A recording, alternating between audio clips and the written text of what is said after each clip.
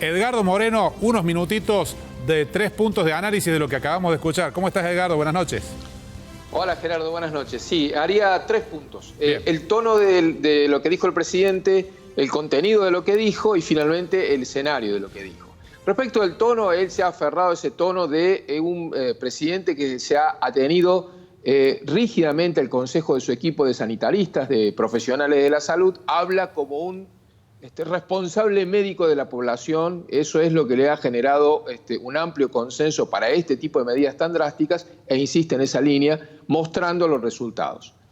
También tratando de incorporar esta idea de la incorporación de la tecnología, digamos, de la georreferencialidad, de la geolocalización como una herramienta adicional para el control de la pandemia.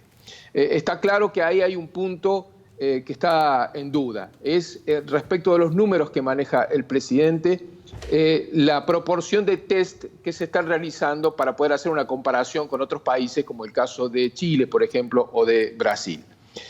Hay también un cambio en el discurso. Él en la reunión con los gobernadores hablaron de la posibilidad de flexibilizar la cuarentena, pero le dijeron no use la palabra flexibilizar, no la uses, porque eso implica que se piense inmediatamente en un relajamiento de la cuarentena. Es mejor hablar de cuarentena administrada, en el caso del diálogo con los gobernadores, o cuarentena comunitaria, como esta suerte de guetos en los sectores más vulnerables, donde pueden hacer una circulación comunitaria, pero no fuera de ciertos límites.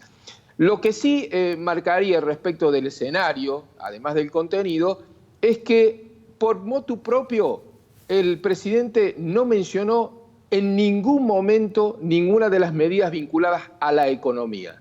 La sacó de la escena. Solamente cuando comenzaron las preguntas de los periodistas se impuso la contraparte de este problema, que es la situación económica. Y ahí el discurso del presidente, como viene ocurriendo en las últimas intervenciones, es bastante más frágil.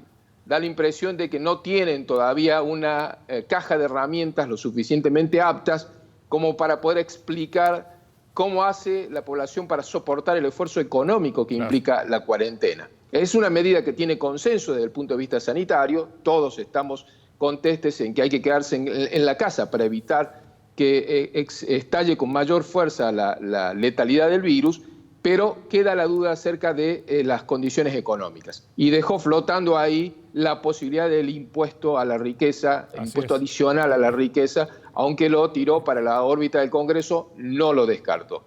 Y tampoco hay en esto alguna autocrítica respecto a las medidas que ya se hicieron y que no han dado resultados, como por ejemplo los créditos blandos para las pymes, para pagar sueldos, que no ha funcionado claramente como una forma de alivio para aquellos sectores que están más angustiados respecto del funcionamiento de la economía durante el transcurso de la cuarentena.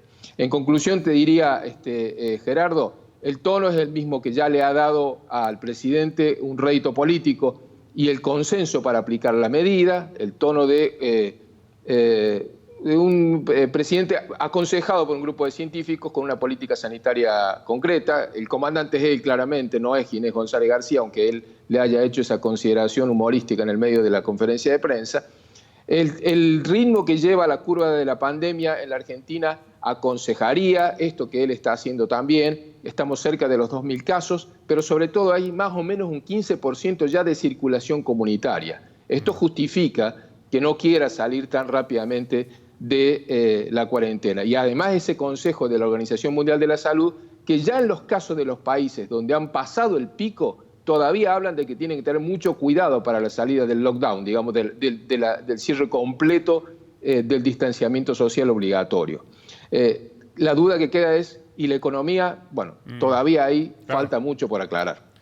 Un resumen excelente, Edgardo. Nos vamos a encontrar la semana que viene, pero bueno, ya entra en otra etapa esta llamada cuarentena administrada, de alguna manera, eligiendo muy bien las palabras como bien lo has marcado. Buen fin de semana y felices Pascuas y nos encontramos la semana que viene.